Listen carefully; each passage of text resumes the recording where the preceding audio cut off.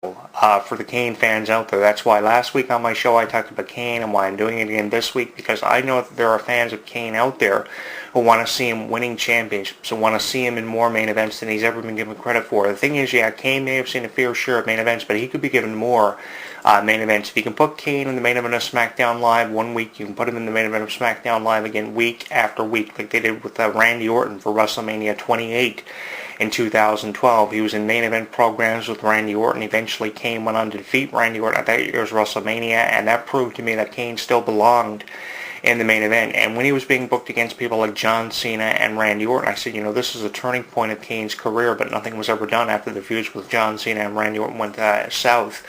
And they tried to do something with Kane. It was almost like they lost confidence in Kane's character, and at least for the last 4 years, they have really considerably slowed it down for Kane. And I think it's time they picked it up again and had him stop coming out chokeslamming people like Fandango and Tyler Breeze and American Alpha, whoever they throw him in the ring against. It's almost like Kane is on this crusade, the same crusade Edge was a number of years ago, where he targeted WWE creative and took out everything stupid that he believed was going on in WWE, and it seems like they're going the same route with Kane's character, and I don't want to see that. If you don't want to put Kane up for the main championships, put him up for titles like the Intercontinental title on SmackDown. Put him in a feud with Dolph Ziggler, and if being a fan favorite is not cutting the mustard for Kane, then you can have Kane be a heel, because I thought that Kane was a far more effectively distributed heel character, especially in 2012 when the revamped Mask Kane first showed up at the Slammy Awards in 2011 during the match between John Cena and Mark Henry. He came out, chokeslammed John Cena, and a lot of people said that was actually The Undertaker who came out and chokeslammed John Cena at the end of that match, and they set up for the feud between Kane and John Cena, which was eventually taken over by Glenn Jacobs.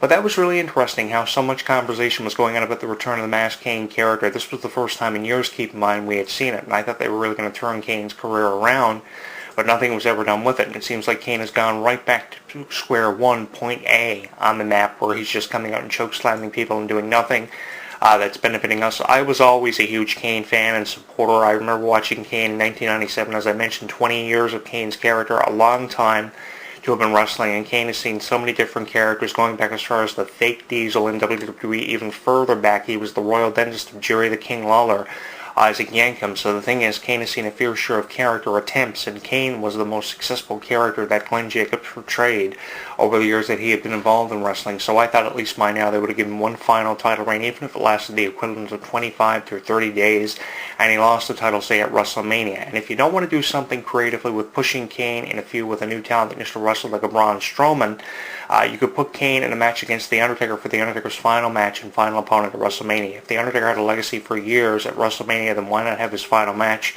at WrestleMania this year, pitting Masked Kane against Dead Man Undertaker? That is a WrestleMania match, a pay-per-view main event waiting to happen. I know we've seen it a lot of times over the years, but that one match would be very significant. It would be one last hurrah for The Undertaker. It would be very effectively distributed, and that would be a great way to slow things down for Kane. Now, I know Kane has seen a fair share of success as a tag team competitor, more so than he has as a singles competitor. I know that will be debated and argued for years to come, but the thing is, Kane has seen a lot of success as a tag team competitor, but I think they really need to slow it down for Kane and give Kane something more. They really need to pick it up, if so, for Kane more so, and get something going for him to get the conversation higher and more significant about Kane, because right now people are just kind of blowing up what's happening for Kane, and that doesn't need to be happening. What needs to be happening for Kane is the conversation needs to be revolving more around, what's going to happen next for Kane, and that's one thing that I'm hoping this storyline with the Wyatts will do for Kane, is people will be talking about how Kane, what's next for him, what happened in this match, what kind of explanation will Kane give us, what happened during the match when the lights went out and then Randy went to tag Kane in their corner, and here's Luke Harper, and off that, Sister Abigail securing another victory for Bray Wyatt. Is this feud to promote Bray Wyatt and push Bray Wyatt to potentially becoming world champion eventually on SmackDown Live? Is this the face of SmackDown Live that we are looking at off the reunion of the Wyatt family, which will feel like the 500th time they brought the Wyatt family back over at least the last 3 years? I know you're probably tired of seeing that. Well, what purpose really does this have? Is it pushing Randy Orton? Is it pushing Kane? Is it pushing the members of the Wyatt family? Where are we going here? I know that's what we've been wondering, and we want answers to that, and hopefully WWE Creative will have more answers for us in the weeks to come, at least by Survivor Series on November 20th. We'll find out. Probably it'll be the Wyatts against another team, probably captained by Kane if they're not a part of the Raw versus SmackDown Survivor Series 5-on-5 Survivor Series tag team match, which obviously they probably will be, with how they've really become the focal point of SmackDown and gotten a few main events in there. So I hope they keep, with Kane being recently in the main event of SmackDown teaming with Randy Orton, I hope they keep him in the main events of SmackDown for both house shows and live TV. I hope they keep doing that because that's one issue that I've kind of always pressed and pushed forward with for Kane, is the fact that he's not in enough main events and his character's purpose is really being defeated. After having been defeated countless times, I think it's time that we really pick something up for Kane here and get the conversation at an all-time high. We have Facebook, we have Twitter, we have YouTube, we have Instagram, we have Google+, and the conversation, there's no reason why. If we can have so much conversation on what's happening with Kevin Owens and Seth Rollins and Triple H's shocking return, which seems to always be what WWE revolves around, what's happening with this authority gimmick. If we can have so much conversation about Triple H, we can have just as much conversation about Kane, the Brothers of Destruction, who The Undertaker's going to be facing at WrestleMania 33. The conversation, apparently, what people are saying now, that The Undertaker's opponent for WrestleMania, just to let you guys in, they are saying that The Undertaker will face Braun Strowman because of Braun Strowman searching out competition and not having received it at this point. And keep in mind, in the 2016 WWE Draft, The Undertaker was not drafted for either show, for either Raw or SmackDown. He hasn't even, implemented a return. He hasn't teased a return. So probably The Undertaker versus Braun Strowman would be the opponent for The Undertaker to have. If he's having one match next year for WrestleMania 33 in Orlando, Florida on April 2nd, how about Braun Strowman versus The Undertaker? And then Kane will do whatever he's slated to do for WrestleMania this year, even if it isn't something of significance. Both The Undertaker and Kane will be a huge part of this year's WrestleMania, especially if The Undertaker and Braun Strowman's match is what's fallen through with. And right now it seems like there is a chance of that happening because The Undertaker and Kane have been involved with the Wyatts over at least the last year and a half, more significantly than anybody has over the last little while on WWE. We know Kane has seen his issues with the Wyatts, and he's picked up from feuds he's had in the past with the Wyatts, recently in this program with Randy Orton. It makes sense to put Kane in this program with the Wyatts, but where are we going from here?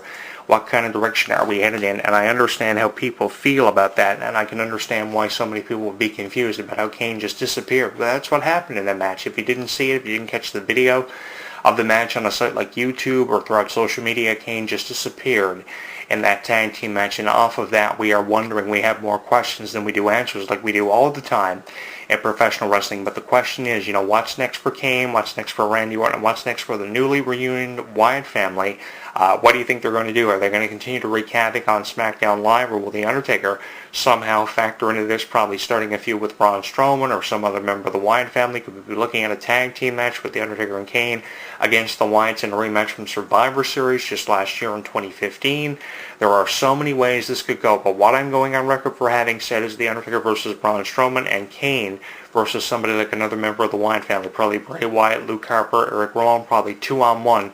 Kane and Randy Orton probably even against Luke Harper and Eric Rowan, as they probably promote Eric Rowan and Luke Harper for the tag team titles and factor them into the tag team division, which is always evolving for SmackDown Live. And also for the women on SmackDown Live, it looks huge too, because we have Alexa Bliss versus Becky Lynch for the Women's Championship on November 8th when SmackDown heads to Scotland in 4 weeks' time. So we have a lot to talk about in regards to that. And I have so much to write about, just to give you guys a heads up for my column, which is in this corner with Jonathan Clarke, about Becky Lynch's health status, Alexa Bliss being pushed, the Hell in a Cell matches for Raw, Rusev and Reigns for the U.S. title, Sasha Banks and Charlotte for the first time ever making history inside Hell in a Cell, a match that I think is worthy of being the main event of the Hell in a Cell pay-per-view. And of course what's happening here with Kane. I have so much to get off my chest in relation to this, so along with the audio commentaries I'm throwing up on my YouTube channel, I will be throwing up a lot of written columns too from my website, In This Corner with Jonathan Clarke, so keep your eyes out for that. I'm your host, and I'm going to leave it at that, and you can get in on the conversation if you want to about issues like Kane's status and role with the company on Facebook, Twitter, YouTube, and Google+, and let me know what you think. And until next week, I will see you very soon. Like what you hear? Tell us on Facebook, Twitter, and YouTube.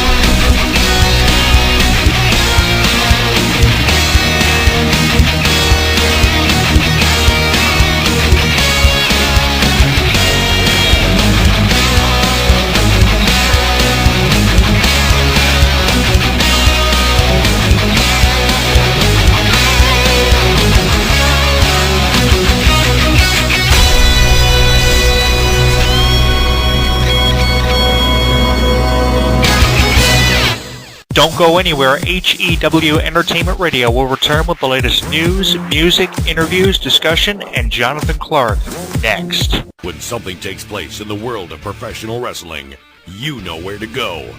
WrestleZone.com. WrestleZone.com. Covering all the latest breaking news daily. Interactive forums where you can chat with thousands of other wrestling fans. Exclusive editorials and audio features by some of today's top wrestling superstars. Exclusive video content, weekly polls, live play-by-play coverage of every WWE and TNA pay-per-view. And now, featuring WrestleZone Radio, live with news, in-depth discussions, debates, and interviews with wrestling's top stars, past and present. When you think wrestling, think WrestleZone. WrestleZone.com. He considers himself God's gift to wrestling, and millions of his faithful agree. With nearly 4 hours of footage and exclusive commentary and matches, this DVD chronicles Daniels' rise from Chicago's Windy City Wrestling to the Asylum in Nashville, and finally to the top of TNA. TNA Home Video presents Heaven Sent, Hell Bound, the best of Christopher Daniels. Available at